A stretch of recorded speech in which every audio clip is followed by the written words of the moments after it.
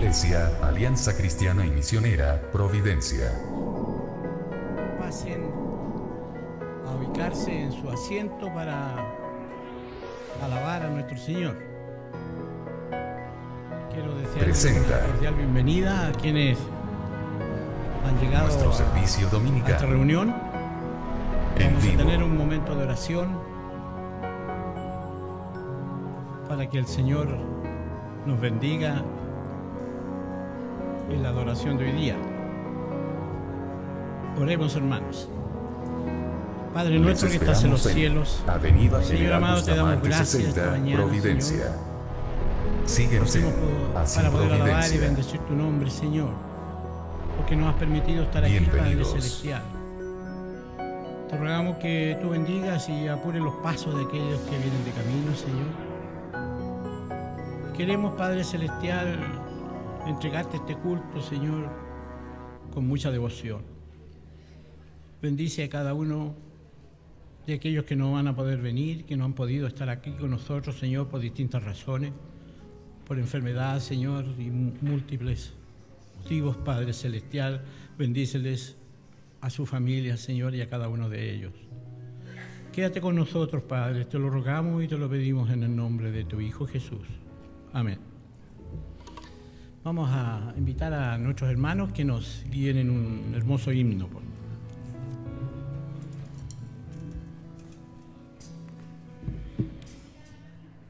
Vamos a cantar el himno Alabanzas dad a Cristo, el 302 en nuestro himnario.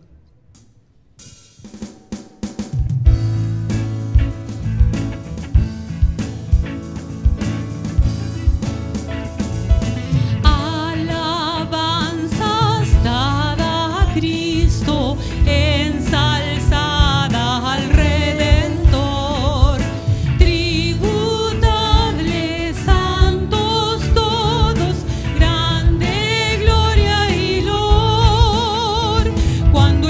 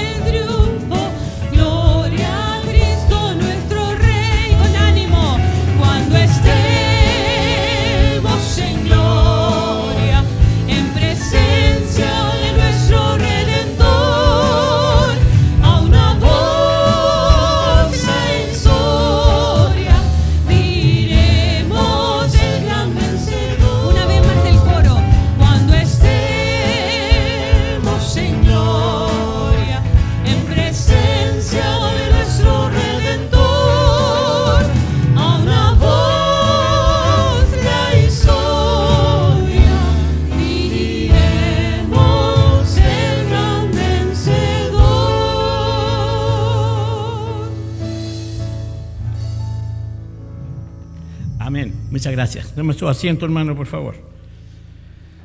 Les voy a invitar a buscar en su Biblia, en 2 de Corintios, capítulo 6, versículos 14 al 18. 2 de Corintios, capítulo 6, versículos 14 al 18. Vamos a leer. No os unáis en yugo desigual con los incrédulos, porque ¿qué compañerismo tiene la justicia con la injusticia? ¿Y qué comunión la luz con las tinieblas? ¿Y qué concordia Cristo con Belial? ¿O qué parte del creyente con el incrédulo? ¿Y qué de acuerdo hay entre el templo de Dios y los ídolos? ¿Por qué vosotros sois el templo de Dios viviente, como Dios dijo? Habitaré y andaré entre ellos y seré su Dios, y ellos serán mi pueblo. Por lo cual, salid de en medio de ellos y apartaos, dice el Señor, y no toquéis lo inmundo, y yo os recibiré, y seré para vosotros por Padre, y vosotros me seréis hijos e hijas, dice el Señor Todopoderoso. Amén. Gloria al Señor por su palabra, ¿no es cierto? Ahora vamos a tener nuestra oración. Tenemos muchas peticiones, ¿no es cierto?, por orar. Les voy a pedir a ver quién tiene peticiones, que levante su mano, ¿no es cierto?, porque hay muchas peticiones para el Señor y también agradecimientos por Él. Vamos a dar gracias porque el Señor nos bendice y vamos a orar por la gente, por nuestros hermanos a través de todo el país que han estado sufriendo con las inclemencias del tiempo, ¿no es cierto? Han habido mucho daño y vamos a orar por ello. Principalmente también oremos por los ancianos de nuestra iglesia, por aquellos que no han podido venir, como nuestro hermano Ramón, que lo echo de menos allí en su lugar de siempre, a mi hermano César, que también ellos por razones de salud seguramente no han podido estar acá. Roguemos por ellos porque el Señor los cuide y los proteja. Pidamos por las peticiones de oración que hay en su hojita que se han entregado, ¿no es cierto? Por el operativo médico que se va a producir allí en la próxima semana, ¿no es cierto? O el 22 parece. Oremos por esa bonita iniciativa. Y también quiero pedir que oremos en forma especial por el encuentro de matrimonio que se va a efectuar ahora pronto en octubre, que ya empezó a trabajar el equipo de apoyo, y roguemos por ellos para que el Señor los ayude y les dé grandes satisfacciones en este trabajo, que es hermoso llevar parejas nuevas a los pies del Señor. Oremos de pie, sentado, de rodillas, como cada uno quiera o lo pueda hacer. Una vez concluida la oración, le voy a pedir a mi hermana Nané, por favor, que se acerque al micrófono y nos levante con la oración. Oremos, hermano.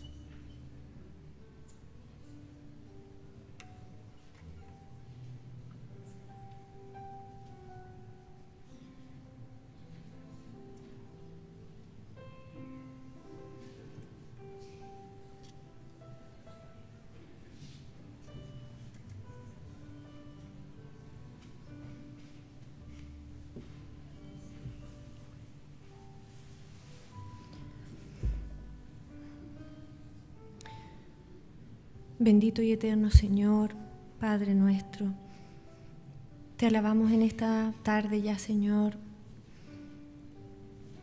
Queremos agradecer tu presencia.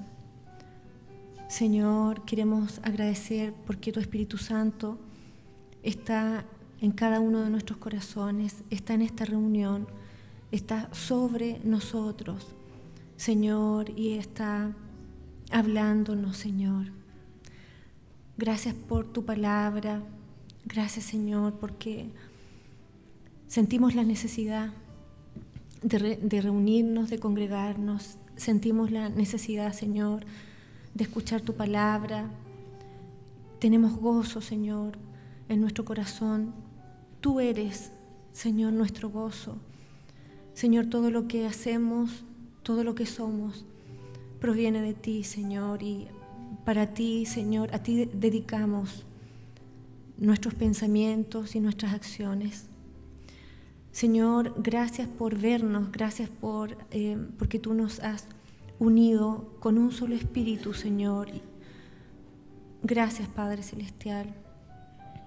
Señor, queremos bendecir a cada visita, a cada familia, a cada niño. Padre, que tu palabra pueda suplir esa necesidad.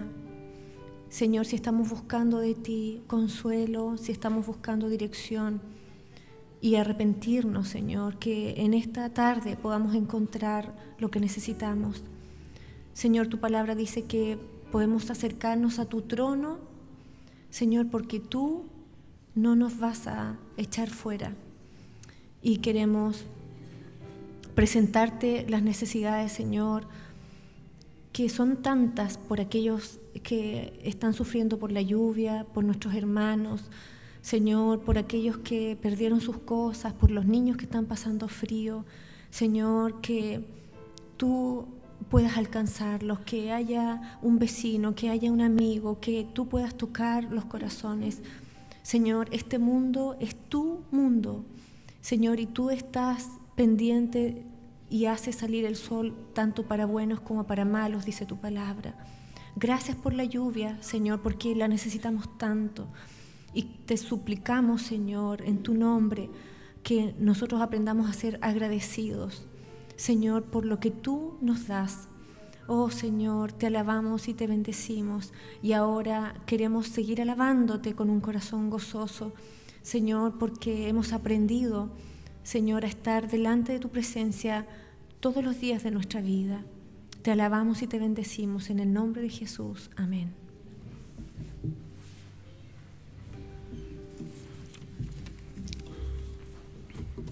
Después de haber conversado con el Señor, vamos a pedirle al Ministerio de Música que nos permita alabar al Señor.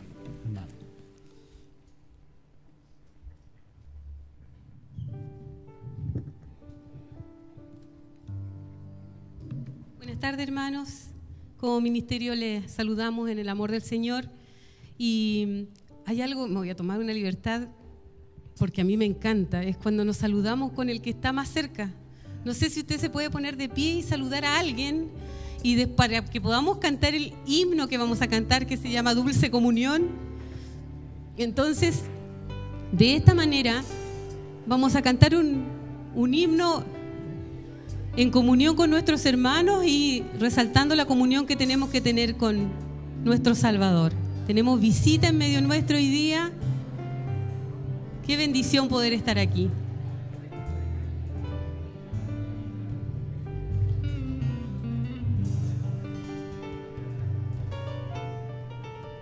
Más adelante igual quedan bancas desocupadas, porque si no se han dado cuenta pueden pasar más adelante.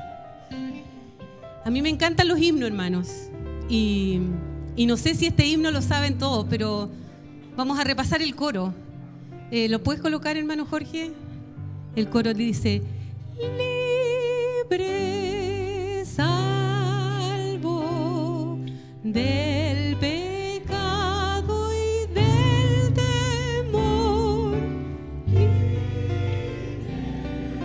salvo en los brazos de mi Salvador. Esta melodía viene a nuestra mente cuando estamos en aflicción, cuando estamos con dolor, cuando tenemos necesidad de Cristo. Hoy día lo vamos a cantar como haciéndolo nuestro. Amén.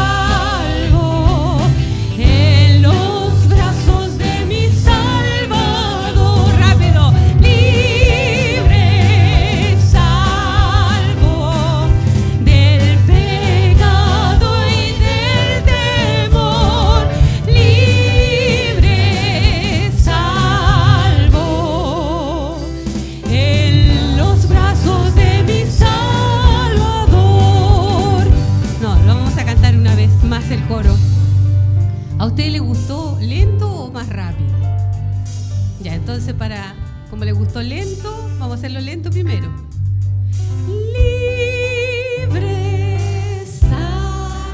Eso, cante, hermano.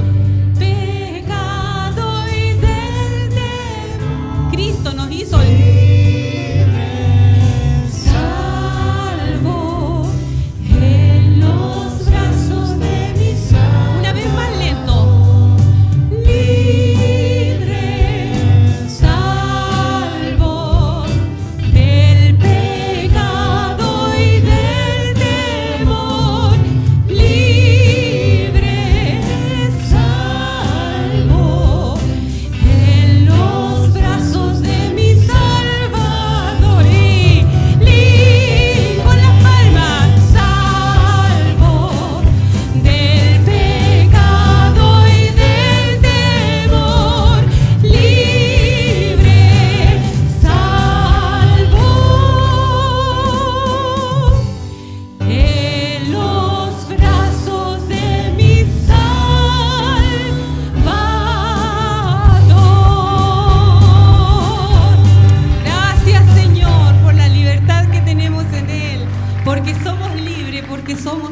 Por Él. Bueno, vamos a seguir cantando al Señor y vamos a decir: venimos ante ti, Señor. ¿Cómo viene su corazón hoy día? Solo el Señor lo sabe. Si está contenta, cante alabanza. Si está triste, quiere llorar, cante alabanza. Y va a ver cómo el Señor va a renovar sus fuerzas en este día. Y a mí me encantan estos coros más de años atrás, por no decirlo de otra manera. Y hay muchos a lo mejor que son tan jóvenes que ni han escuchado este coro. El siguiente puede que hay momentos que las palabras no me alcanzan, ese lo saben más, pero queremos aprender este coro y cantarlo. Los que lo sepan, por favor, unámonos en esta canción al Señor. Dice: venimos ante ti, Señor, con corazones sinceros, llenos de alabanza y de adoración. Eso se canta 2 veces.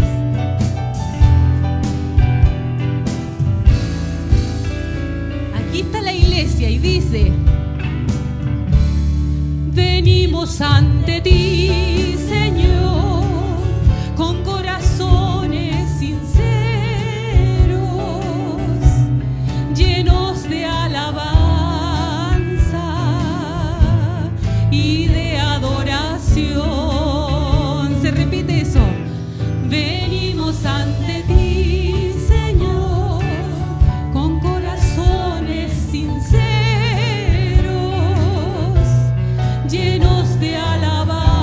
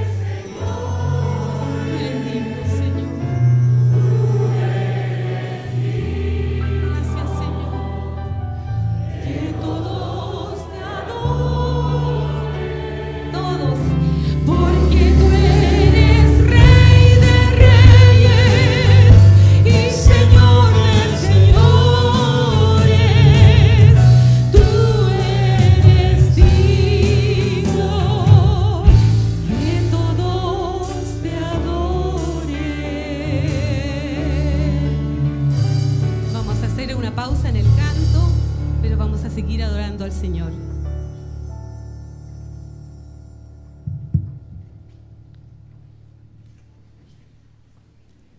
Gracias. Buenas tardes, hermanos. Que el Señor nos bendiga. Muy buenas tardes. Ayer celebramos el Día del Niño. La verdad es que a pesar de la lluvia tuvimos más de 50 niños, lo que fue muy disfrutado por todos. Los chicos disfrutaron en talleres de cocina, pintaron, armaron autitos, aviones. La verdad es que el que no vino se lo perdió. Así que ya saben, el próximo año tienen que traer a sus niños porque los chicos realmente lo disfrutaron. Escuché por ahí uno que me dijo, no, esto está medio fome, pero después la verdad es que yo lo vi que participó en todo y lo pasó muy bien. Pero lo que queremos decir, compartir en este momento con ustedes a petición, digamos, de este Día del Niño, es darle un contexto un poco más amplio a este Día del Niño. ¿Por qué es que nosotros celebramos, ¿cierto?, un Día del Niño? ¿O cuál es el contexto? ¿Tiene la Biblia algo que decirnos? Bueno, yo quiero compartir con ustedes los derechos del niño, los derechos humanos a la luz de la Biblia. Fíjense que fue en el siglo XX cuando se usó el lenguaje de los derechos humanos para expresar precisamente la idea de que las personas deben ser tratadas con dignidad y respeto. Antes probablemente no se usaba este lenguaje. La Declaración Universal de los Derechos Humanos se firmó en 1948, ¿alguien sabe por qué? Después de la Segunda Guerra Mundial, y precisamente a causa de los horrores de la Segunda Guerra Mundial. El artículo 1 declara que todos los seres humanos nacen libres, iguales en dignidades y derechos. Ahora, como cristianos, nosotros hemos entendido que además de estos derechos, tenemos responsabilidades y obligaciones mutuas. Estas obligaciones mutuas casi todas derivan, ¿cierto?, del amor hacia el Señor y el amor hacia mi prójimo. Pero en realidad nunca hemos adquirido los derechos humanos. Nunca hemos adquirido derechos humanos. Es decir, ningún gobierno o autoridad nos ha dado los derechos humanos, ¿ya?, sino que los tenemos desde el comienzo. Los recibimos junto con nuestra vida, junto con el don de la vida, recibimos estos derechos de la mano de nuestro Creador, de nuestro Hacedor. Nuestro Creador nos concedió estos derechos humanos en el momento en que nos formó, porque Él nos hizo a su imagen y semejanza. Hay tres grupos, y a menudo débiles, por quien nosotros los cristianos debemos mostrar preocupación: por los niños, por las mujeres, porque lamentablemente los derechos de las mujeres son violados en muchas partes del mundo, y por los discapacitados. Yo no quiero decir que vamos a darle más poder a los niños, yo no quiero decir eso, no. Expresamos sí la importancia del bienestar del niño en el corazón de la vida de la familia, porque un ambiente feliz es esencial para que el niño se desarrolle armoniosamente y por completo. Ustedes saben lo que pasa con un niño cuando tiene un hogar disfuncional, porque nosotros pertenecemos a una sociedad que tiene mayoritariamente hogares disfuncionales. La Convención de los Derechos del Niño pone énfasis en las necesidades de los niños refugiados, que son cada vez más, los niños con incapacidades, los niños de las minorías étnicas y de origen indígena, los niños que trabajan, que lamentablemente son cada vez más. Quizás aquí nosotros no vemos niños trabajando, pero si salimos fuera del país vamos a ver que los niños sí trabajan.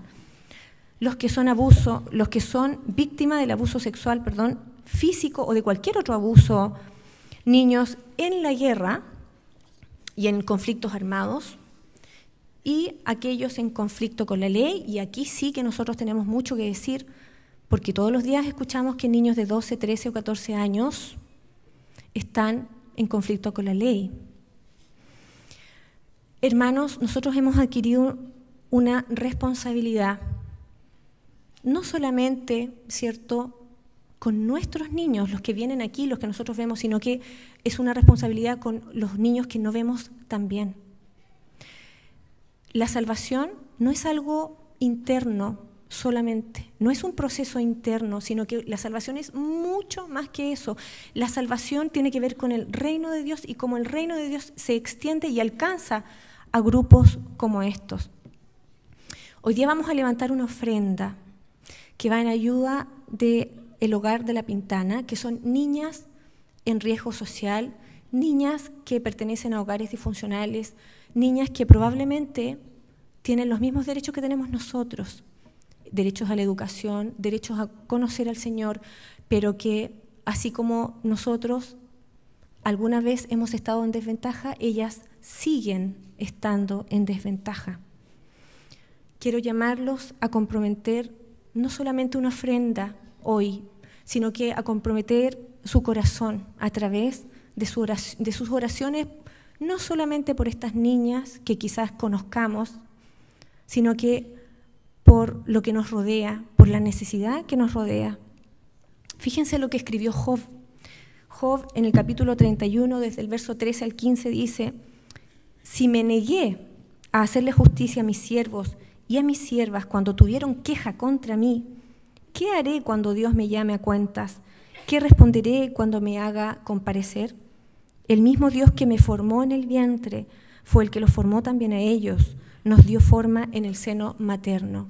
No hay ninguna duda de que el mismo cuidado que el Señor puso conmigo, pone con ustedes para que estemos aquí reunidos, disfrutando del conocimiento de Dios, disfrutando de la comunión, es el mismo cuidado que el Señor pone por estas niñas. Y es mi tarea, es su tarea, llevar luz para que niñas como ellas puedan alcanzar salvación. A veces nos olvidamos porque vivimos casi en burbujas y porque no es doloroso ver la realidad. Y en esta mañana ese es nuestro llamado. Vamos a recoger una ofrenda y al mismo tiempo vamos a orar para que el Señor abra nuestros corazones y nos haga sensibles a la necesidad. El derecho que estas niñas tienen no es solo a la educación, que es algo que nosotros aportamos, y al bienestar. También ellas tienen el derecho, así como nosotros, de conocer al Señor. Vamos a orar. Padre Celestial, en esta tarde te alabamos y te bendecimos. Señor, este es tu mundo y todo lo que habita en este mundo es tuyo, Señor, ya sea que te conozca o no. Y nosotros estamos aquí, Señor, y hemos sido comisionados para llevar tu luz a aquellos que no te conocen. Señor, en este momento vamos a recibir una ofrenda para llevar esta luz, para llevar la salvación, para llevar tu reino, tu conocimiento, en todos los ámbitos, Señor, en la educación, para que la gente que más lo necesita pueda salir de la pobreza. La pobreza no te honra a ti, Señor, no es tu plan. Y te damos gracias porque nosotros hemos alcanzado muchas de estas bendiciones. Y así como nosotros fuimos alcanzados, queremos pedirte y suplicarte que tú tengas misericordia con aquellos que aún no lo son.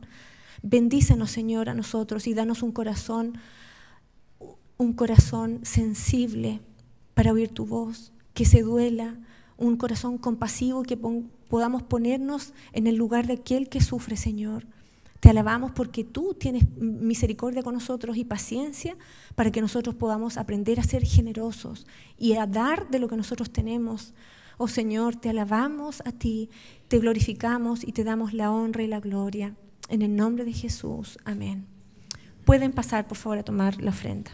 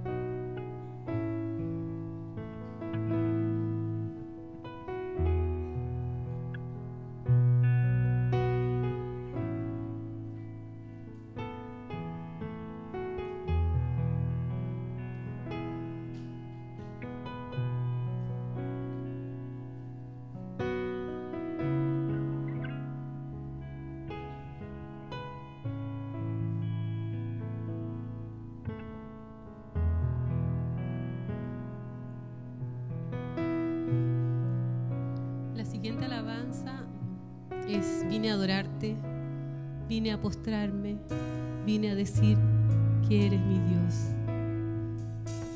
Vamos a ponernos de pie para cantar la última alabanza de hoy. Este es un día especial, un día de regocijo, un día en que vamos a tener la cena con el Señor también. Por lo tanto, nuestra actitud en adoración en todo momento sea para Él.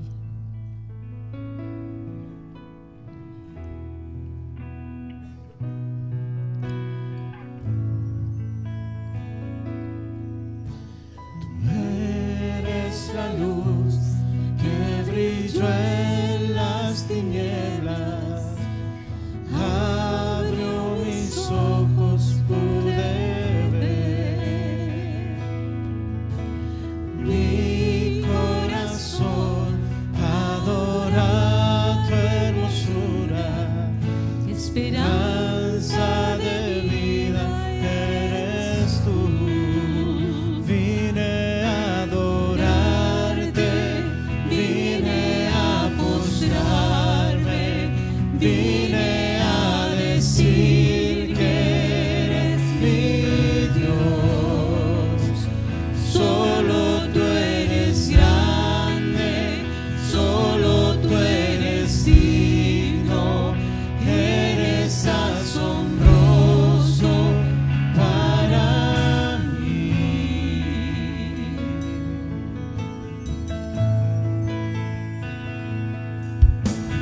Tú eres el Rey, grandemente exaltado, glorioso por siempre, Señor. Al mundo que creaste, humilde viniste, y pobre te hiciste por amor. Vine a adorarte, vine a postrarme, vine a decir que eres mi Dios. Solo tú eres grande, solo tú eres digno, eres asombroso para mí. Vine a adorarte, vine a postrarme, vine a decir que eres mi Dios. Solo tú eres grande, solo tú eres digno, eres asombroso para mí. Nunca sabré cuánto costó ver mi maldad sobre esa cruz.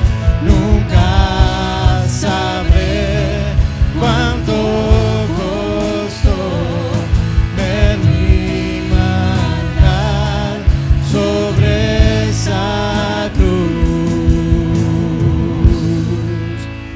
Vine a adorarte, vine a postrarme, vine a decir que eres mi Dios.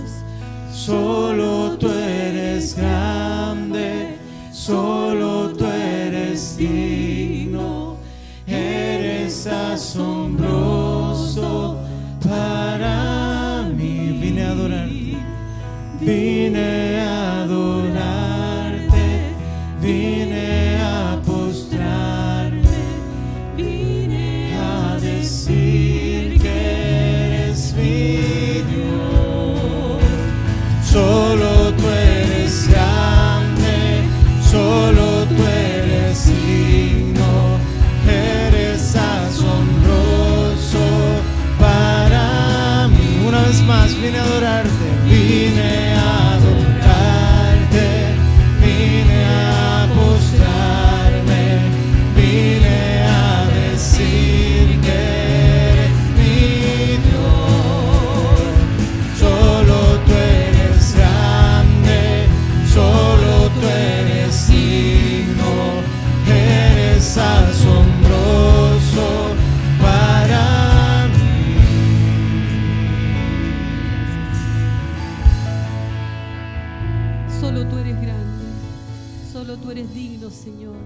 de toda adoración.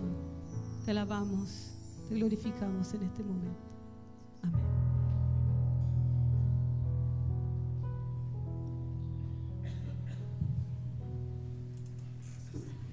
Tome su asiento, por favor. Saludo desde acá adelante con un fuerte abrazo a cada uno de los hermanos y hermanas y amigos que hoy día nos acompañan. Es una bendición poder juntos alabar al Señor, juntos poder adorarle y juntos también en un momentito más pasar a la mesa del Señor, que es un tiempo especial también que tenemos como iglesia. Quiero compartir con ustedes algunos avisos. El primero de ellos tiene que ver con la Academia Bíblica. Muchos se están preguntando ¿cuándo parte la Academia Bíblica en el segundo semestre del año? Tenemos fecha para el lunes 17 de agosto. Así es que anótelo por ahí. Es una invitación a toda la iglesia, a todos quienes se vienen integrando a lo mejor también y que desean conocer más al Señor a través de la palabra, a través de la Biblia. Comenzaremos el lunes 17 de agosto nuestra Academia Bíblica del segundo semestre. Las materias pronto las vamos a compartir también, las que se van a entregar en este periodo del año, pero le invito desde ya a disponer el corazón para crecer en la palabra, crecer en el conocimiento del Señor y fundamentar nuestra fe en las enseñanzas de Cristo. Lunes 17 de agosto. Lo siguiente tiene que ver con el operativo médico-social que nuestra iglesia ha venido realizando y que este año tendrá lugar el sábado 22 de agosto a partir de las 10 horas y hasta las 14 horas. Medicina general, traumatología, neurología de adultos, matrona, enfermería, kinesioterapia, abogado, relojería y oración son aquellos servicios que se van a estar prestando durante esos días desde la comunidad iglesia, desde nuestra posición, ¿cierto?, en la misión que Cristo nos ha encomendado, abierto a toda la comunidad. Así es que no se olvide y comparta también esta labor que la iglesia va a estar realizando, comparta la noticia con aquel vecino, amigo que usted conoce para el sábado 22 de agosto. También el sábado 22 de agosto es la segunda parte de la capacitación de líderes llamada Paradosis. Esta formación de líderes o capacitación de líderes busca fortalecer el trabajo que en las iglesias de toda la alianza en Chile se realiza, precisamente capacitando al liderazgo que trabaja con la juventud.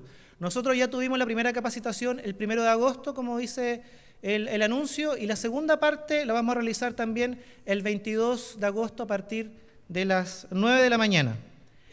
El siguiente aviso es una noticia también que muchos han estado esperando y es precisamente los grupos en casa. La partida del inicio del segundo ciclo es para el jueves de esta semana.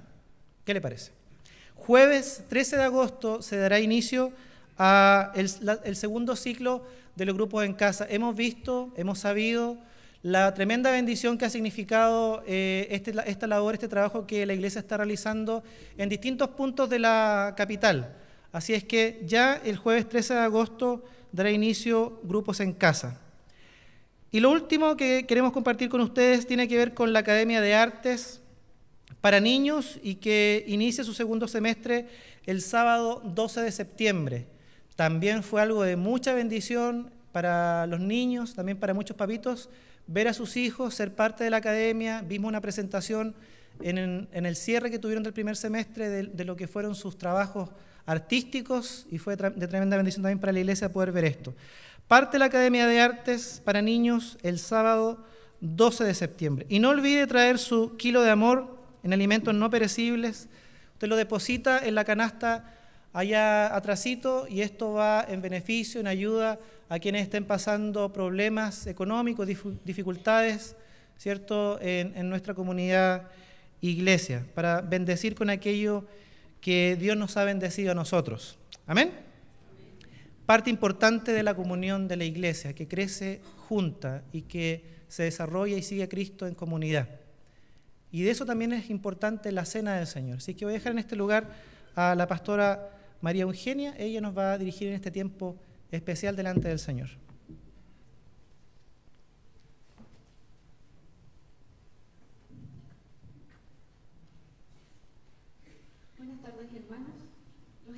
que me van a ayudar a servir la Santa Cena, que por favor pasen adelante.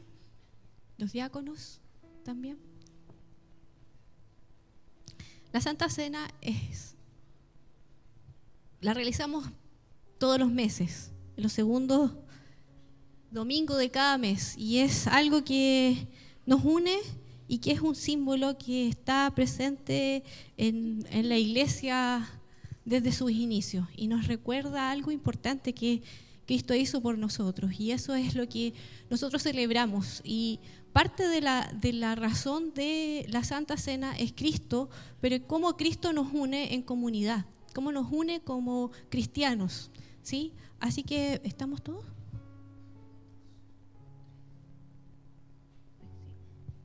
Ya, vamos a orar.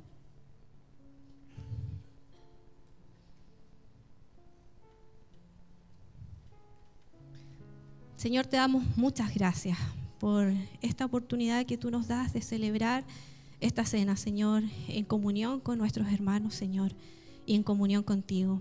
Gracias porque tú eres Rey y nuestro Salvador y nos permites estar, Señor, en tu presencia siempre. En el nombre de Jesús. Amén. Amén.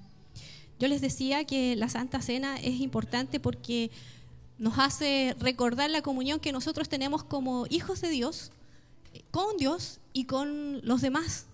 Y es parte de nuestro quehacer y de nuestra reflexión al momento de cenar y antes de cenar, es que ¿cómo está mi comunión con Dios? Debemos examinarnos, como dice la Biblia, pero también cómo está mi relación con los demás. En esta sociedad que está tal vez tan rápida y en que no muchas veces estamos todos en comunión, todos nos conocemos, y en el quehacer, en el estrés, muchas veces nuestras conversaciones y nuestro hablar en muchas ocasiones surgen conflictos, surgen roces, surgen cambios de opinión, porque no todos pensamos de la misma forma, y eso es la diversidad y es lo bueno de la iglesia. Entonces, en estos minutos en que al servir los hermanos, usted piense, ¿cómo estoy yo primero con Dios? Pero tomar la Santa Cena dignamente también es cómo yo estoy con mi comunidad, con mi hermano, con el que está al lado. ¿Tengo algún problema que tengo que solucionar? La Biblia dice que si tú te das cuenta que vienes al altar a traer una ofrenda y te das cuenta que en el camino, llegando al altar, tienes algún problema, te acuerdas que tienes algo con alguna persona, tienes que dejar tu ofrenda ahí, retroceder, saldar las cuentas y hacer paz con el que está en conflicto y nuevamente volver al altar y presentarte ante Dios. Entonces, en este minuto es ese llamado, es hacer cómo estoy, mi relación con Dios, pero mi relación con mi hermano, con el que está a mi lado, y no solamente en mi comunidad, en mi iglesia, sino, ¿estoy peleado con algún vecino? ¿Estoy peleado con alguien de mi trabajo? Bueno, tengo que mostrar la luz de Jesús. Y en este momento vamos a estar examinándonos en eso, reflexionando, y les voy a pedir que los hermanos van a servir, y también pedirles que los hermanos que están visitándonos, que son de otras iglesias, amigas, pueden tomar la Santa Cena, y los que no han sido bautizados, por favor, en este momento se abstengan. Solamente los bautizados pueden tomar la Santa Cena. ¿Ya? Es un orden que nosotros nos queremos dar, pero no queremos dañar, ni que usted se sienta dañado, que no me quisieron dar la Santa Cena. No estamos dando un orden, estamos tratando de hacerlo, y casi todos los meses estamos dando el curso de bautismo. Entonces, en el semestre vamos a estar dando el curso de bautismo, y usted puede ir entonces inscribiéndose y tomando este curso y bautizándose.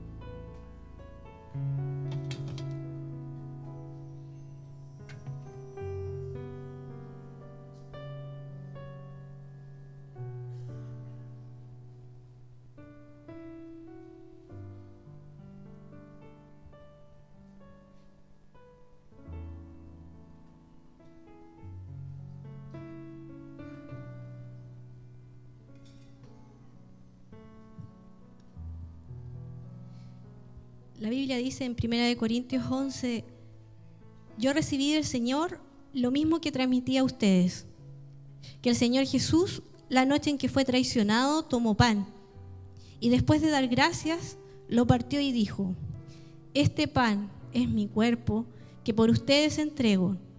Hagan esto en memoria de mí. Señor, te damos muchas gracias por este pan. Gracias porque este nos recuerda lo que tú pasaste por nosotros, Jesucristo. Gracias por morir por nosotros, por dar tu vida, Señor, cuando nadie la daba por nosotros, por amarnos primero, por mirarnos, Señor, en lo más profundo de nuestra vida. Señor, gracias, porque tú eres Jesús, el Hijo de Dios, el que se humilló en una muerte cruda y terrible, para que nosotros hoy pudiéramos disfrutar de vida eterna, de paz, de amor y de fidelidad. Gracias, Jesús. Muchas gracias. En el nombre de Jesús. Amén. Sirvámonos el pan.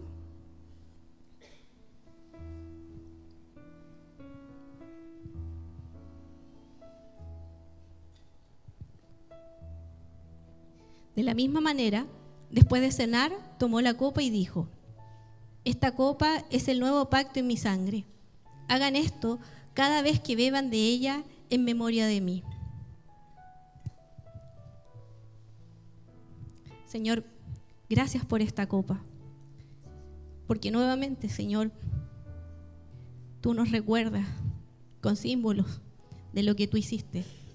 Hiciste un nuevo pacto con nosotros, una alianza, Señor, nueva. Tú prometiste que ibas a estar con nosotros hasta el fin, que ibas a ser morada en nuestras vidas, que ibas a estar, Señor, en medio, Señor, de nuestro vivir. Señor, y gracias porque esta sangre, porque este vino, Señor, nos recuerda eso, que tu promesa es fiel y verdadera y que pase lo que pase, Señor, tú estarás con nosotros en crisis, en dolor y en alegría. Señor, tú estás en medio de nuestra vida. Señor, y gracias porque eso nos recuerda lo que tú hiciste con nosotros, una nueva relación con nosotros, una nueva forma de vivir nos has dado, Señor. Muchas gracias. En el nombre de Jesús. Amén. Sirvámonos de la copa.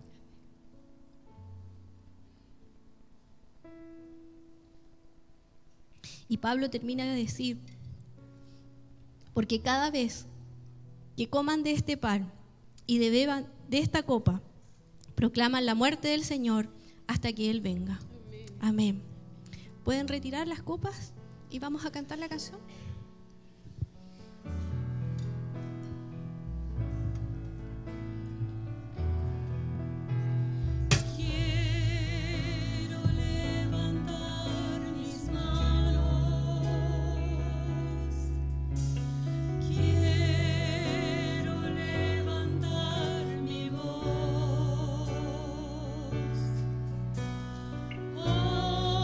Ofreciendo a ti mi vida.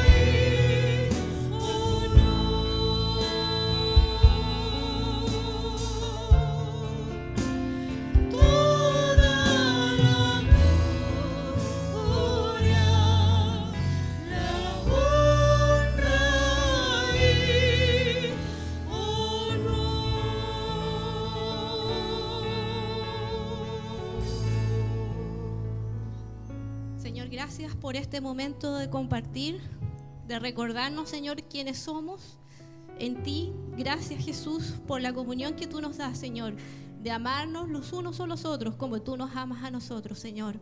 Gracias, muchas gracias por tu fidelidad y tu amor, por entregarnos vida eterna, por entregarnos paz, Señor, por entregarnos tu gozo. Gracias, Señor, porque esos son regalos, Señor, que no tienen precio.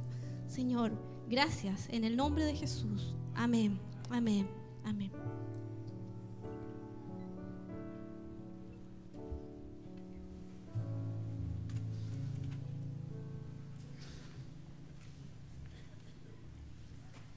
Le invito a abrir su Biblia en 2 Corintios, capítulo 6, verso 14, donde leíamos hace un ratito atrás.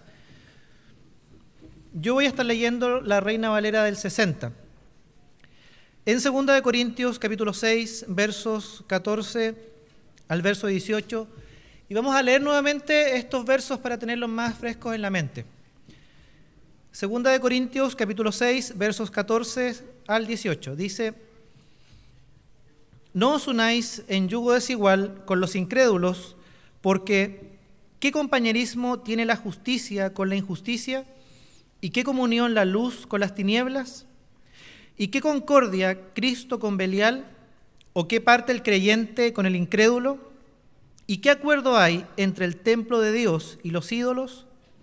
Porque vosotros sois el templo del Dios viviente, como Dios dijo: habitaré y andaré entre ellos, y seré su Dios, y ellos serán mi pueblo.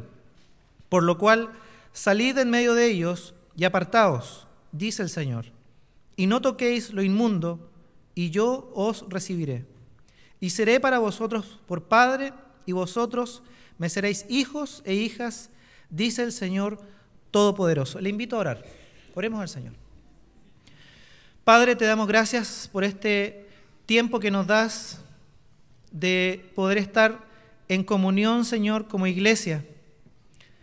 Señor, y en la comunidad iglesia, Señor, ver que tú te manifiestas, Dios, en medio de tu pueblo, para bendición, para salvación de aquellos que aún no te conocen, Señor.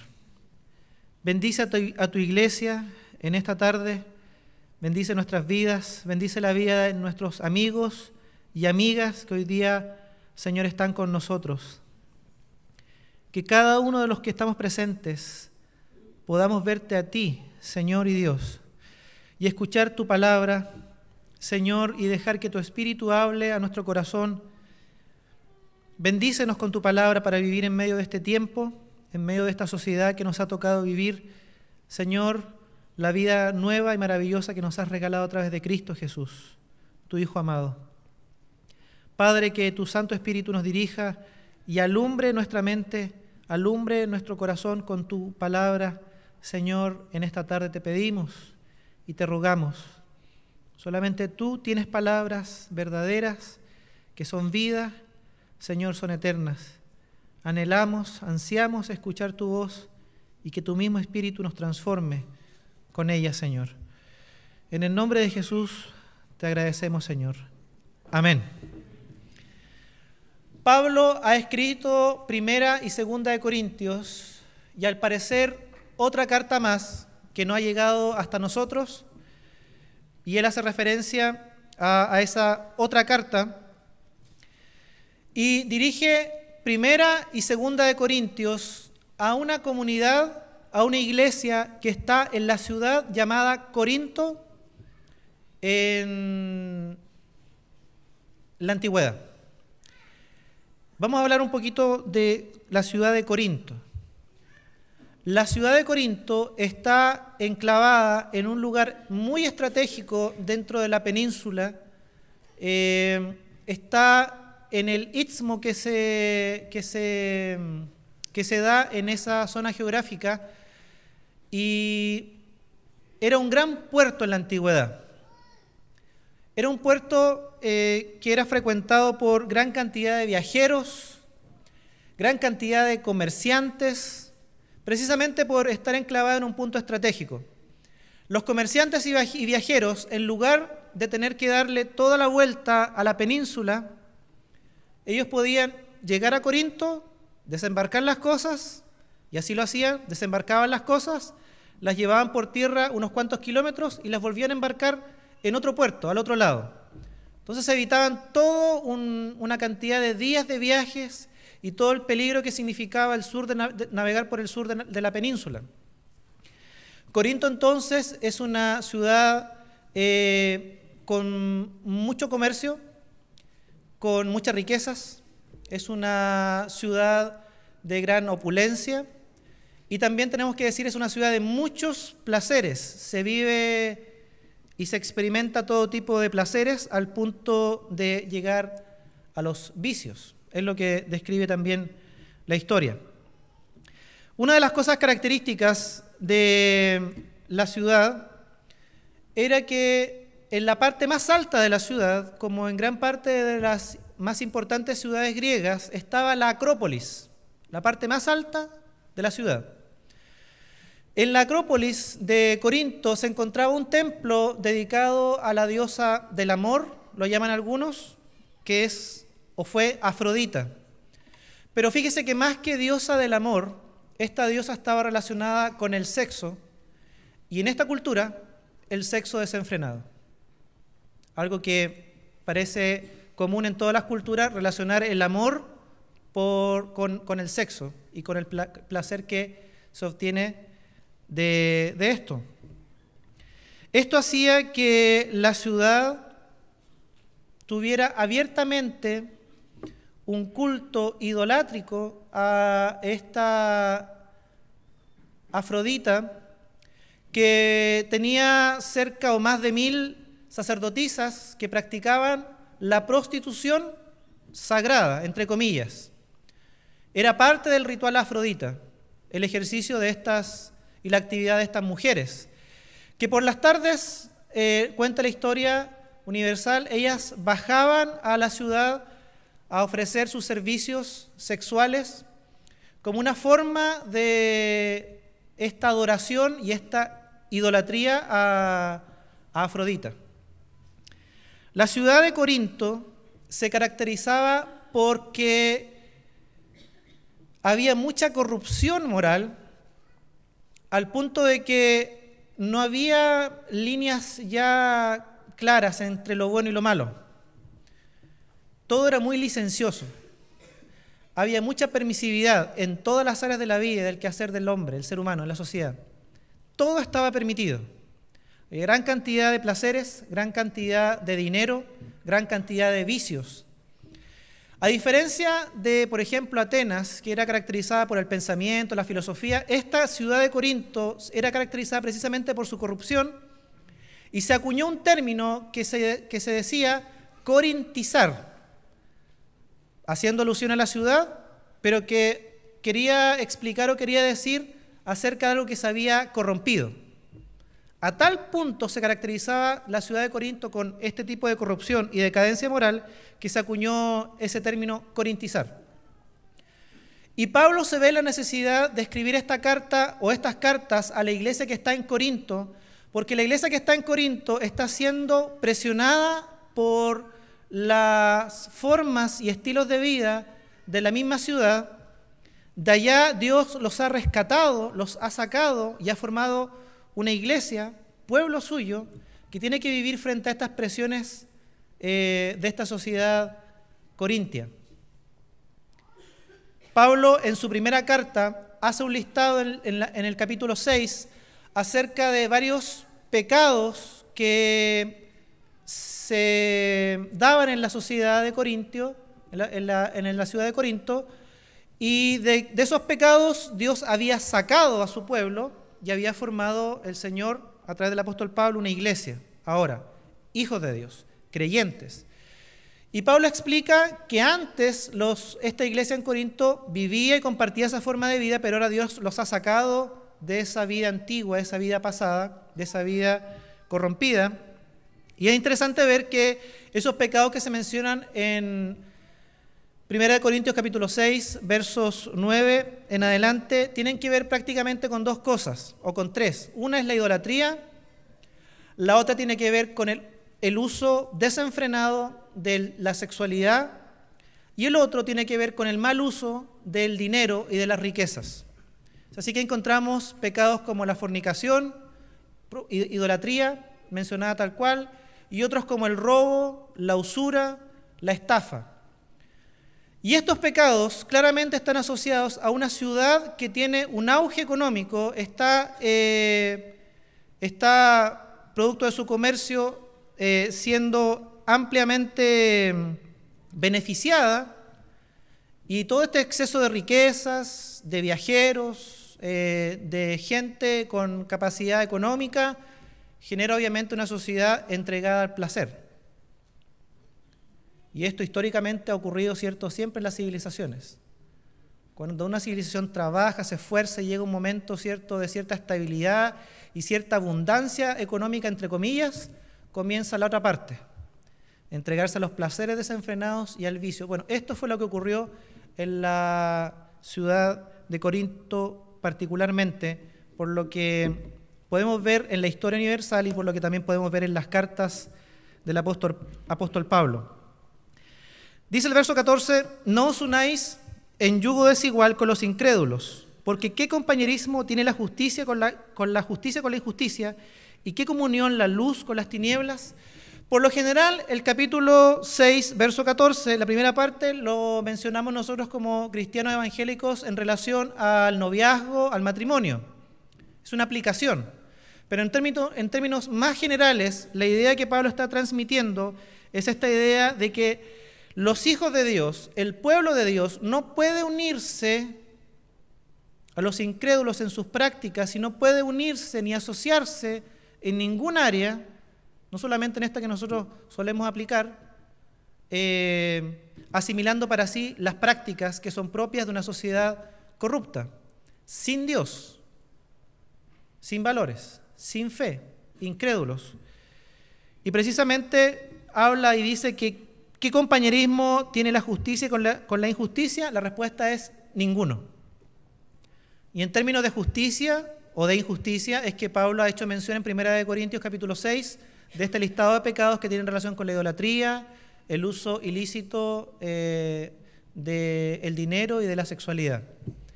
¿Qué compañerismo tiene la justicia con la injusticia? Absolutamente ninguno. ¿Y qué comunión la luz con las tinieblas? La respuesta es, obviamente, ninguna. Veamos, por favor, el verso 15. El verso 15 dice, ¿y qué concordia Cristo con Belial? ¿Qué armonía? ¿Qué comunión tiene Cristo, por un lado, con Belial? Acerca de Belial, el poeta inglés John Milton dice lo siguiente en su obra El paraíso perdido. El último fue Belial. Nunca cayó del cielo espíritu más impuro, ni más torpemente inclinado al vicio por el mismo vicio. No se elevó en su honor templo alguno, ni humeaba ningún altar, pero ¿quién se halla con más frecuencia en los templos y los altares cuando el sacerdote reniega de Dios, como renegaron los hijos de Elí, que mancharon la casa divina con sus violencias y prostituciones? Reina también en los palacios, en las cortes y en las corrompidas ciudades, donde el escandaloso estruendo de ultrajes y de improperios se eleva sobre las más altas torres. Y cuando la noche tiende su manto por las calles, ve vagabundear por ellas a los hijos de Belial, repletos de insolencia y de vino. Testigos las calles de Sodoma, y la noche de Gabá, cuando fue menester exponer en la puerta hospitalaria a una matrona para evitar rapto, más odios. Este escritor y poeta inglés hace referencia a Belial. Belial significa literalmente corrupción. Y Belial en el pasaje está asociado a la idea de el enemigo de Dios. Presenta Pablo esta confrontación entre Cristo por un lado y Belial por otro. Pero es tremendamente significativo que Pablo haya escogido esta idea y haya colocado esta palabra, Belial, para identificar al enemigo de Dios, el enemigo de Cristo. Belial, que precisamente significa corrupción. porque corrupción era lo que se estaba dando en la sociedad, en la vida de esta ciudad, en la vida de Corinto. La corrupción que tenía que ver con echar a perder, con degradar, con pudrir, con destruir, con asesinar, con matar la vida del ser humano. La corrupción se daba en varias áreas y se sigue dando hoy en día. Las sociedades se siguen corrompiendo, pudriendo. Sigue estando Belial detrás, o el enemigo de Dios estando detrás de aquello. Jesús habló, por ejemplo, de la confianza depositada en las riquezas y dijo que no se podía servir a Dios y a las riquezas, o a Mamón, ¿cierto?, como ídolo, las riquezas como ídolo. Nos enseña que el amor al dinero corrompe el corazón. Una de las señales de corrupción es precisamente el amor al dinero, que es causa, dice la Escritura, de muchísimos males.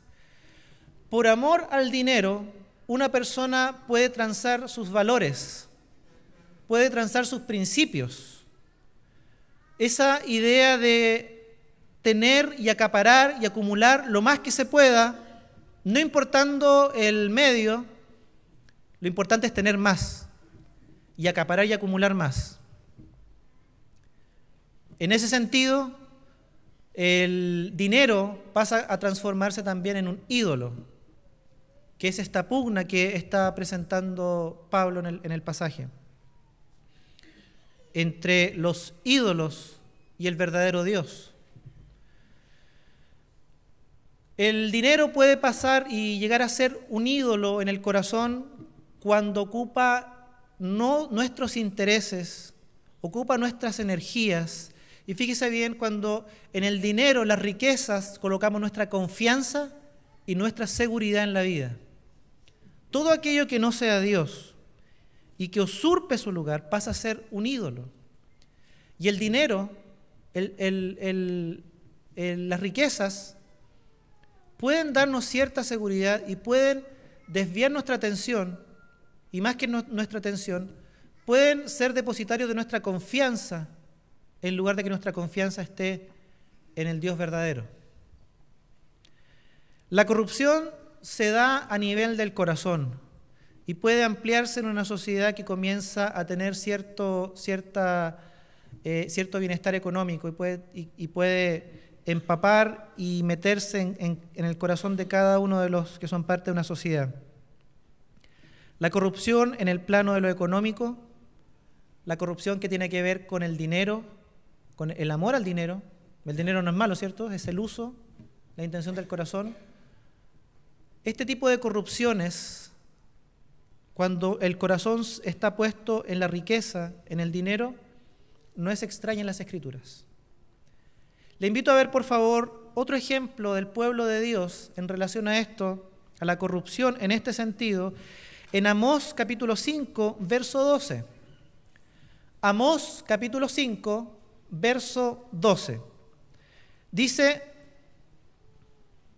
yo sé cuán numerosos son sus delitos, cuán grandes sus pecados. Ustedes oprimen al justo, exigen soborno y en los tribunales atropellan al necesitado. En el pueblo de Israel, estamos hablando de hace miles de años atrás, antes de la venida de Cristo a este mundo, Dios le habla a través de los profetas al pueblo de Israel y les enrostra en su cara esta corrupción moral y que se estaba dando por amor precisamente al dinero. Les dice en Amós que ellos están oprimiendo al justo, exigiendo sobornos, y en el tribunal atropellan al necesitado. Es decir, el que tenía más, el que podía ofrecer más, ¿verdad?, a ese se le hacía, entre comillas, justicia. La balanza estaba desequilibrada injustamente y se le hacía justicia, o en los tribunales ganaba aquel que podía pagar y podía sobornar. Y para esto el Señor es corrupción. Y esto estaba ocurriendo en Israel. entre el pueblo de Dios. Miqueas capítulo 3, verso 11, por favor. Miqueas capítulo 3, verso 11. Sus gobernantes juzgan por soborno, sus sacerdotes instruyen por paga y sus profetas predicen por dinero. Para colmo se apoyan en el Señor diciendo, ¿no está el Señor entre nosotros? No vendrá ningún mal sobre nosotros. El Señor tiene que denunciar que en la sociedad, dentro del reino del pueblo de Israel, había sacerdotes, había profetas que le decían al pueblo, bendición, bendición, el Señor está con nosotros, todo será bendición, todo será prosperidad, ningún mal nos sobrevendrá, el Señor nos bendice. A pesar de que el pueblo tenía una advertencia de parte de Dios a través de los profetas que debían arrepentirse, pero había falsos profetas con este mensaje. Y dice el pasaje que lo hacían también por dinero. Había una corrupción por dinero, no solamente en los tribunales, no solamente a nivel de los gobernantes, sino que también en la clase religiosa, que eran capaces de transar el mensaje de Dios, falsear el mensaje de Dios, con el único propósito de sacar dinero de aquello, y lo hacían. Esta corrupción que vemos en la sociedad judía, en el pueblo de Israel, antes de la venida de Cristo, se menciona también en Miqueas capítulo 7, verso 3. Miqueas capítulo 7, verso 3. Se les dice, nadie les gana en cuanto a hacer lo malo. Si hay gente aventajada en hacer lo malo, dice, son ustedes. Son los mejores en practicar y hacer lo malo. Nadie les gana. Funcionarios y jueces exigen soborno, los magnates no hacen más que pedir y todos complacen su codicia. Funcionarios, dice esta versión, y jueces exigen soborno. Y los más adinerados, los magnates, dice esta versión, no hacen más que pedir y todos complacen en su codicia. Una sociedad que debiendo ser justa, porque Dios le había dado sus mandamientos y les había enseñado a vivir dentro del reino de Dios, se había vuelto altamente corrupta, altamente injusta, y en lo que tenía que ver con los tribunales se le hacía justicia al que podía pagar. El pobre era atropellado. En cuestiones de distribución de riquezas, los magnates, los ricos, se hacían cada vez más ricos y los pobres se hacían cada vez más pobres. Esto, más que ser una lectura de la Biblia, parece ser una lectura de las noticias de hoy. Una sociedad de esplendor económico, como la historia universal lo muestra, siempre va a estar asociada a la búsqueda de placeres, de experimentar, y en la búsqueda de mayores placeres y mayores deleites y mayor goce, los límites se van ampliando más y más, se van abriendo cada vez más hasta que los límites desaparecen. Y todo está permitido. Esto precisamente ocurrió en la sociedad, en la nación de Israel, en la antigüedad, y esto es precisamente lo que ocurre también en la sociedad, en la ciudad de Corinto. Esta corrupción se ve en Corinto y está asociada a Belial, aquel que está detrás de toda corrupción. La Biblia dice que el enemigo vino a matar y destruir, pero Cristo vino a deshacer las obras del enemigo. Por eso Pablo pregunta, ¿cómo puede haber comunión, armonía entre Belial, el que ha venido a corromper, a destruir, a matar, a asesinar, y aquel que ha venido a dar vida, restauración y sanidad? No puede haber. ¿Cómo puede ser que ustedes como iglesia se estén volviendo a aquel o aquellas costumbres, a aquel estilo de vida que habla de corrupción, de muerte, de destrucción, si conocen a Cristo que les ha venido a dar vida? ¿Qué comunión puede haber entre Cristo y Belial? Ninguna. No puede. Están confrontados. Uno en un reino de muerte y el otro en un reino que ha venido a dar vida. Uno en un reino de corrupción y que busca destruir a la humanidad, y otro que ha venido a dar vida en abundancia, sanidad y restauración para el ser humano que se arrepiente y le busca de todo corazón. Y Pablo tiene que aclararles y tiene que decirles nuevamente, ustedes conocen las obras de Belial, conocen lo que ha hecho en la sociedad y cómo la sociedad se ha entregado a esa vida corrupta. Pero por otro lado también conocen a Cristo y Cristo les ha salvado de esa antigua manera de vivir. Entonces, ¿cómo pueden entregarse otra vez a este tipo de prácticas? No hay armonía en aquello. Y la victoria de Cristo en las Escrituras respecto de este reino de muerte, de corrupción, ¿cierto?, detrás del cual está gobernando el enemigo de Dios. La Biblia dice que Jesucristo tiene la victoria absoluta y garantizada. Él y para su pueblo. Amén. Dice Hebreos capítulo 2, verso 14, Él también, es decir, Cristo, participó de lo mismo para destruir por medio de la muerte al que tenía el imperio de la muerte, esto es, al diablo.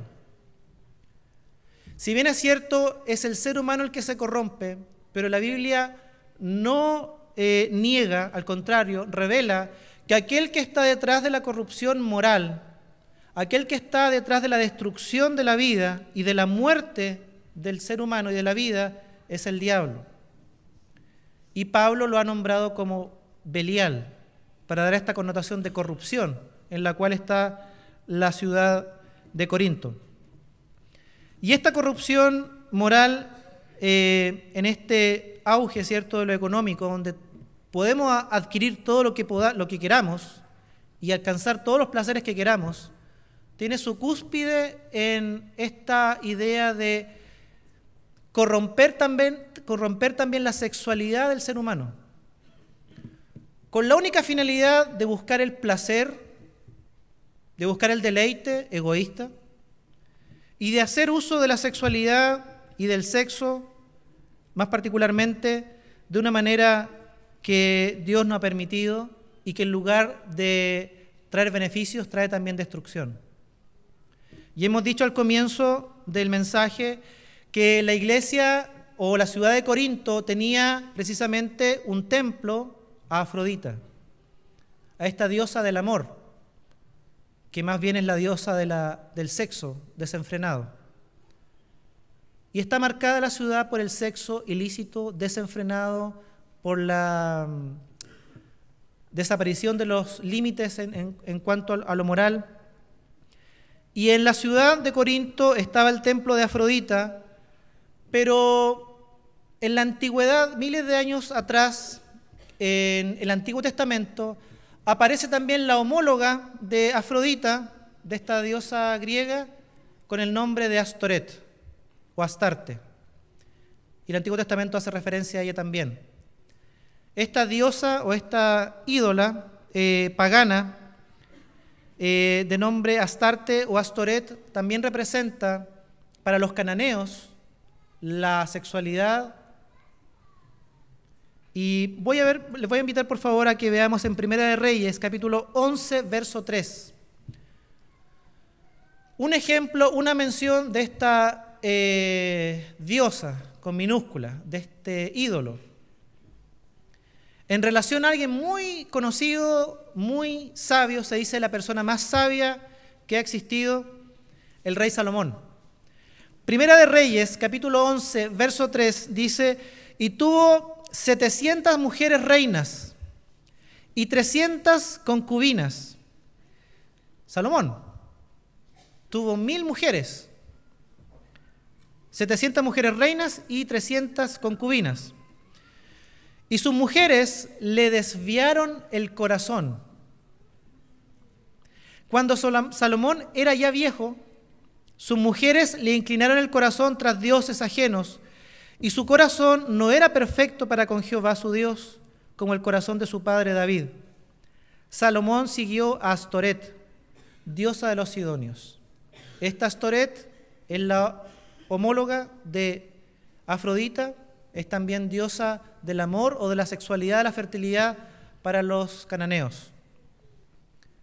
Es interesante que se diga que Salomón vivió esta vida, ¿cierto?, con tanta licencia, de tantas mujeres. Él estaba entregado también a ese tipo de vida y por eso se le asocia con esta otra diosa que aparece en el verso 5, Astoret. Fíjense que alguien tan sabio, con una sabiduría dada por Dios, en algún momento de su vida, su corazón se vuelve a los ídolos, va tras una diosa pagana. Salomón siguió a Astoret, dice que siguió a este ídolo y se entregó también a sus prácticas. Dios le advirtió a Salomón que si no se arrepentía y se volvía del camino en el que estaba, Dios se iba a encargar de dividir su imperio, de dividir el reino, lo que al final ocurrió. Aunque hay otras circunstancias asociadas a la división del reino, pero la advertencia de Dios pasaba por esta desobediencia también de Salomón. Volvamos por favor a 2 Corintios capítulo 6, verso 14 en adelante en el que estamos. ¿Y qué acuerdo hay entre el templo de Dios y los ídolos? Porque vosotros sois el templo del Dios viviente. ¿Qué ídolos había en la ciudad de Corinto? Afrodita.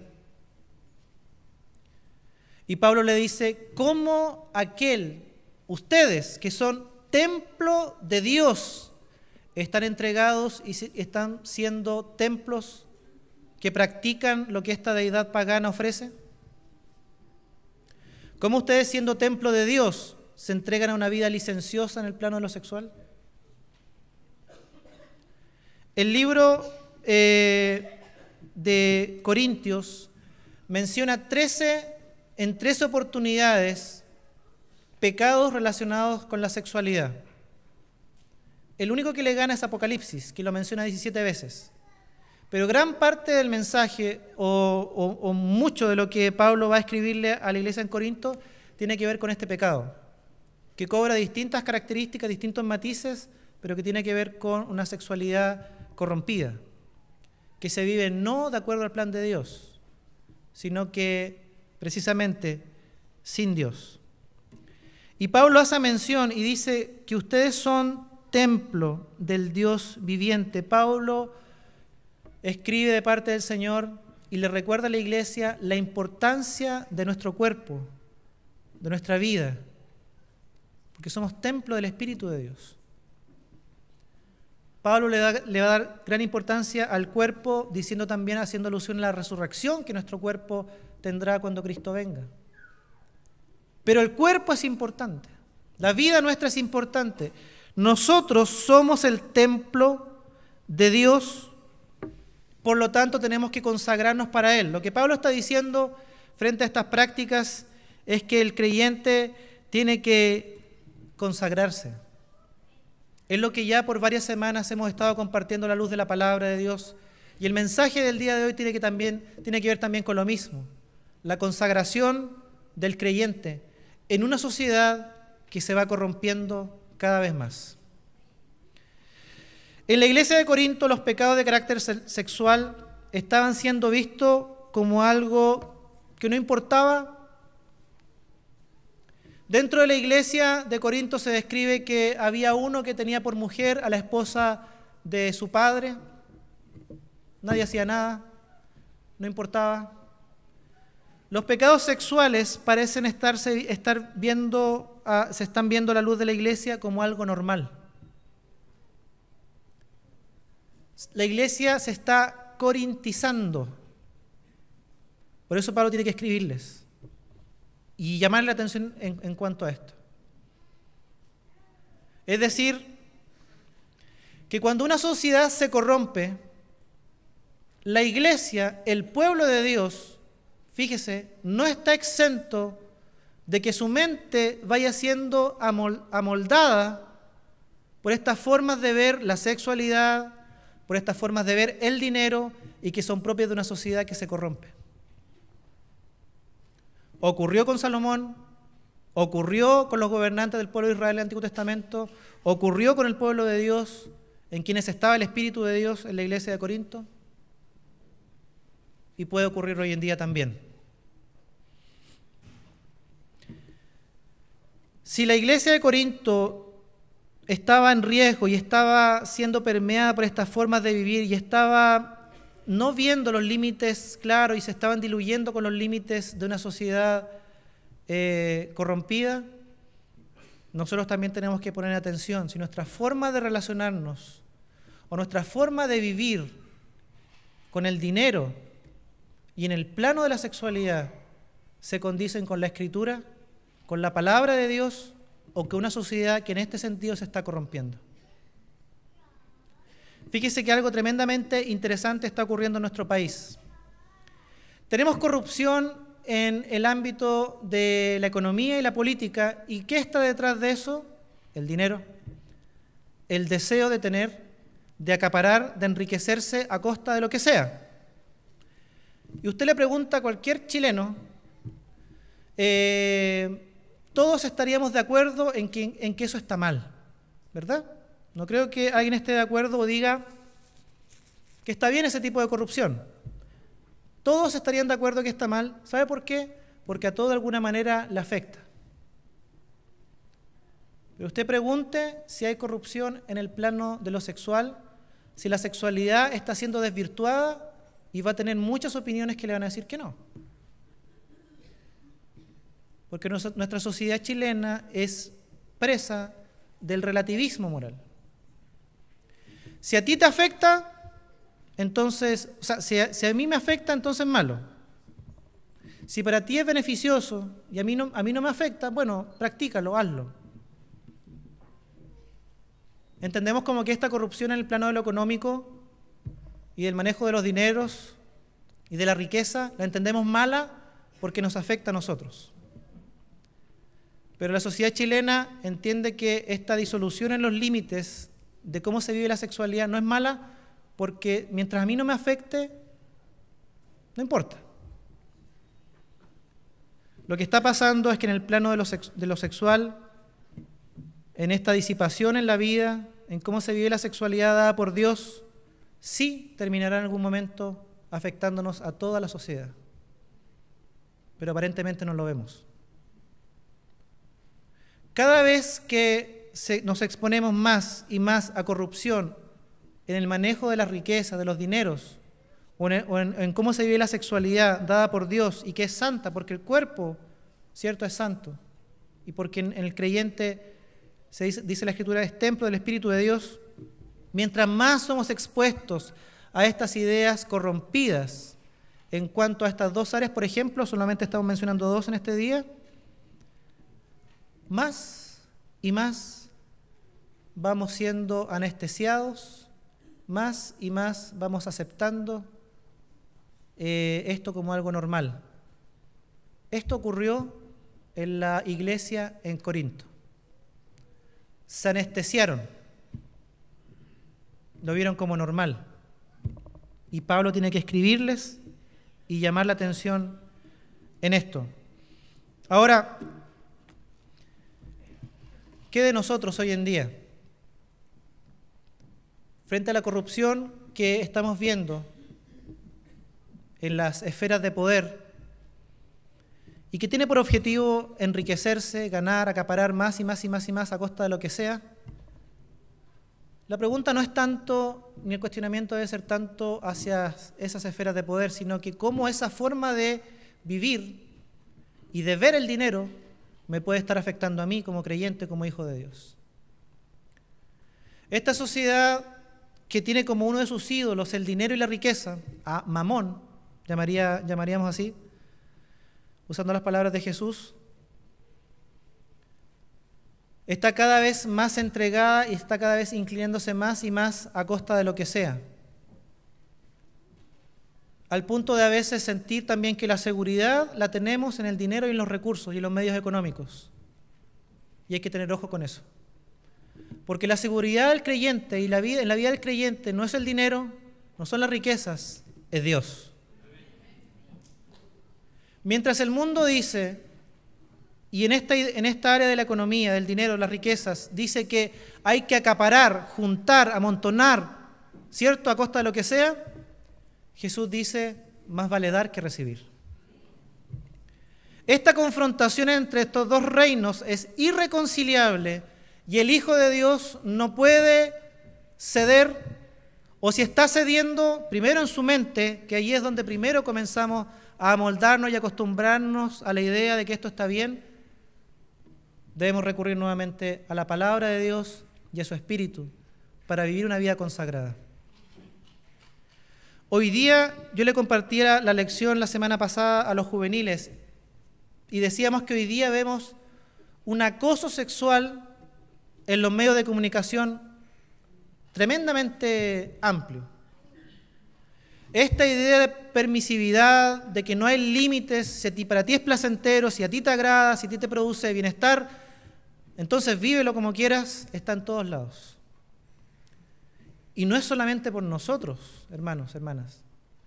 Yo me pregunto, ¿cómo voy a criar también a mis hijos en esta sociedad?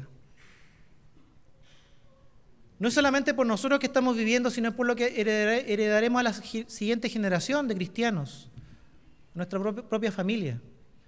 Tenemos que vivir una vida consagrada para Dios, aunque la sociedad manifieste estas señales de corrupción, por lo menos, o por ejemplo, en estas dos áreas que hemos mencionado. Y por eso el Señor llama a través del apóstol Pablo a la iglesia y le dice finalmente en el pasaje, como Dios dijo, habitaré y andaré entre ellos y seré su Dios y ellos serán mi pueblo. Por lo cual salid de en medio de ellos y apartaos, dice el Señor, y no toquéis lo inmundo. ¿Qué significa salir de ellos? Lo que no significa es cerrarnos en una burbuja evangélica y no tener contacto con el mundo. Significa que aunque estemos en el mundo, no vivimos como el mundo sin Cristo vive. Aunque eso signifique confrontación, aunque eso signifique un choque de diversas maneras, pero significa eso. Y fíjese lo que dice en el verso 17 al final, y no toquéis lo inmundo. El Hijo de Dios debe estar constantemente atento, reflexionando, evaluando su vida y apartándose de lo que es inmundo. No significa que yo voy a tocar algo o alguien y me voy a contaminar. Significa mi mente, mi corazón en primer lugar, mis acciones. No es una cuestión mágica que yo toco, voy a un lugar y me contamino. Es el corazón. Allí es donde yo debo tener cuidado, de no tocar, de no probar, de no ver, de no asimilar aquello que es inmundo. Nosotros diríamos dentro del mensaje lo que es corrupto, lo que la sociedad ha corrompido, lo que el enemigo ha corrompido,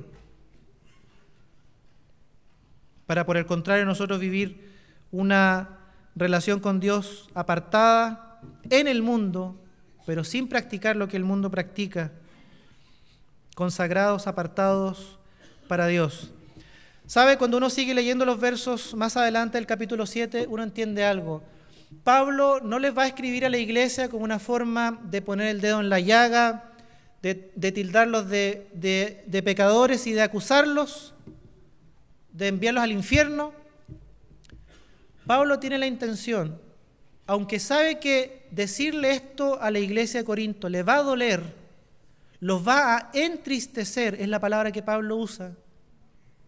Pablo entiende que esta tristeza que se produce en el corazón, por lo menos por su primera carta, y él espera que con esta segunda carta ocurra lo mismo, esa tristeza en el corazón de la iglesia sea una tristeza, dice el pasaje, voy a leer por favor, porque la tristeza que es según Dios produce arrepentimiento para salvación. Lo que Pablo pretende es mostrarle a la iglesia cómo debe vivir en medio de una sociedad corrupta. No busca entristecer a la iglesia para dejarla congojada, mal y con una conciencia de pecado ahí nomás, sin esperanza. Lo que él entiende es que Dios se encargará de entristecer, de doler el corazón de la persona para que en ellos se produzca arrepentimiento. Dolor, tristeza, porque están viviendo una vida como vivía la sociedad y la ciudad de Corinto. Dolor y tristeza por haber pecado delante de Dios, por haber tolerado el pecado. Eso es lo que espera el apóstol Pablo. Hermanos, hermanas, el Señor a través de su palabra, en el pasaje que hemos visto y en los ejemplos del Antiguo Testamento que hemos mencionado, muestra cómo una sociedad puede ir en camino, cierto, vertiginoso, con una pendiente hacia la corrupción. Pero cómo el pueblo de Dios debe consagrarse, apartarse, no tocar lo inmundo, salir de en medio de ello, porque de allí nos sacó Dios. Amén. ¿Cómo manejo la economía? ¿Qué significa el dinero para mí? ¿Es la confianza? ¿Es mi todo? ¿Ha llegado a ser un ídolo? ¿Qué de la sexualidad? ¿Cómo la estoy viviendo? ¿Bajo los parámetros, bajo los principios de Dios? ¿O ya casi mi forma de ver la sexualidad se ha confundido con la forma que este mundo está promoviendo vivir la sexualidad? El hijo, la hija de Dios debe, tomado de la mano del Señor, de su palabra y del Espíritu, apartar su vida en medio de un mundo que se corrompe, en medio de un mundo que desprecia la vida verdadera que Cristo nos ha regalado y que usted y yo hemos también recibido. Amén. Vamos a orar. Le invito a inclinar su rostro, a cerrar los ojos y orar al Señor. Ore al Señor. Tiene un momento para usted orar al Señor. Algo el Señor nos ha hablado, nos ha fortalecido, nos ha encomendado. La experiencia de vida que tenemos no es ajena. Tal vez nos ha mostrado que las presiones a las cuales estamos sometidos, Dios las conoce, no son ajenas al pueblo de Dios históricamente, pero Él nos da la salida. A veces nos sentimos tan solos, tan lejos de Dios, porque a veces nuestra forma de pensar comienza a confundirse con la forma de este mundo. Dios no se escandaliza de eso. Dios nos habla para que volvamos a Él, para que nuestra mente sea renovada, nuestra comprensión de la vida nueva sea vivificada por el mismo Espíritu y por su palabra. Señor, te damos gracias. Gracias, Señor, porque no nos dejas, Señor, sin conocimiento acerca de cómo tu pueblo ha vivido en medio de sociedades corrompidas. Sociedades, Señor, corruptas. Siempre ha sido así. Señor, y hoy no es la diferencia, pero hoy día tú nos enseñas, Señor, una vez más, a que tú has hecho de nosotros tu templo.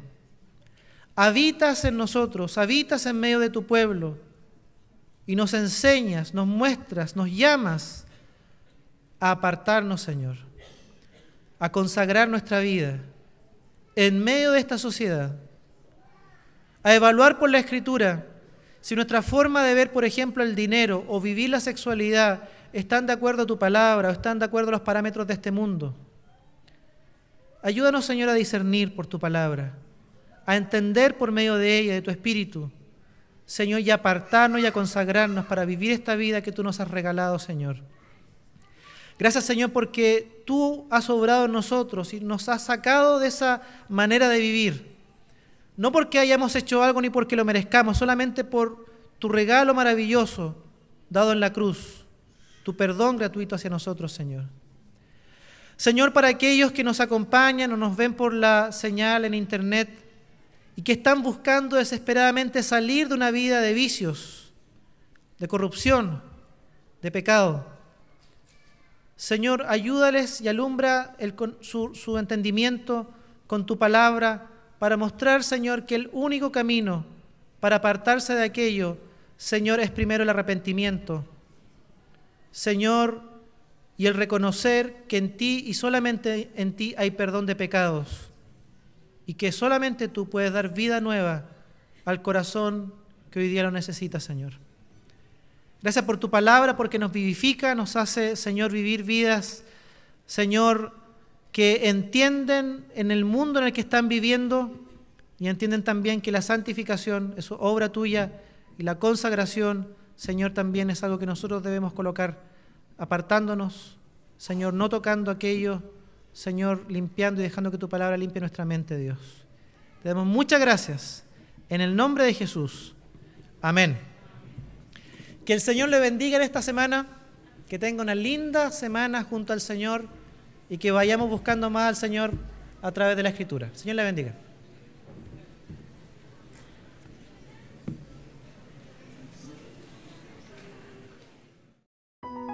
Iglesia, Alianza Cristiana y Misionera, Providencia.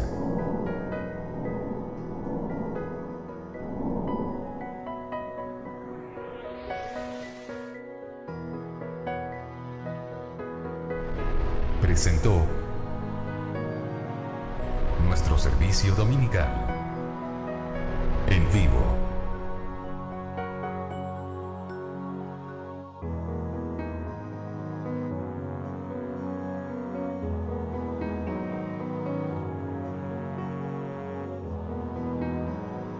Les esperamos en Avenida General Bustamante 60, Providencia. Síguenos en Así Providencia. Dios les bendiga.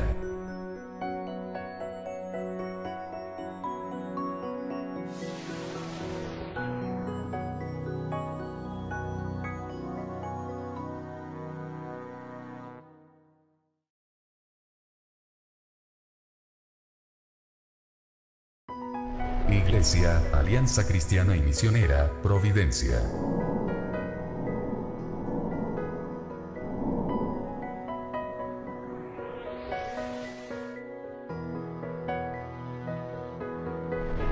Presentó nuestro servicio dominical